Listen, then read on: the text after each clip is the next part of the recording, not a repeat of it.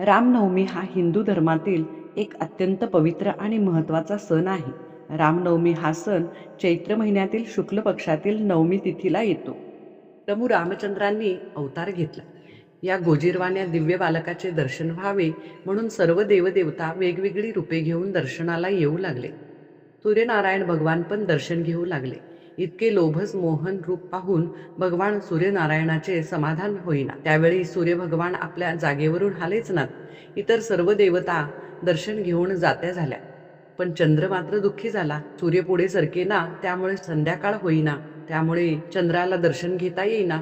त्यांनी सूर्यनारायणाला खूप विनवण्या केल्या, पण सूर्य काही पुढे जाईना. शेवटी चंद्राने रामप्रभूंना सांगितले की सूर्याला पुढे सरकायला सांगा, पण सूर्य भगवान त्यांचे ऐकेनात.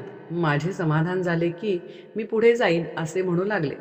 रामप्रभूंनी चंद्राची समजूत घातली व म्हणाले, आजपासून माझ्या नावापुढे तुझे नाव लावले जाईल रामचंद्र, आणि माझ्या पुढल्या अवतारात तुला पहिले दर्शन होईल. राम जन्म दुपारी झाला आणि पुढल्या अवतारात श्री कृष्ण जन्म मध्यरात्री झाला. कृष्ण जन्म झाला तेव्हा फक्त तिघे जागे होते, देवकी, वसुदेव आणि चंद्र. श्री गुरुदेव दत्त.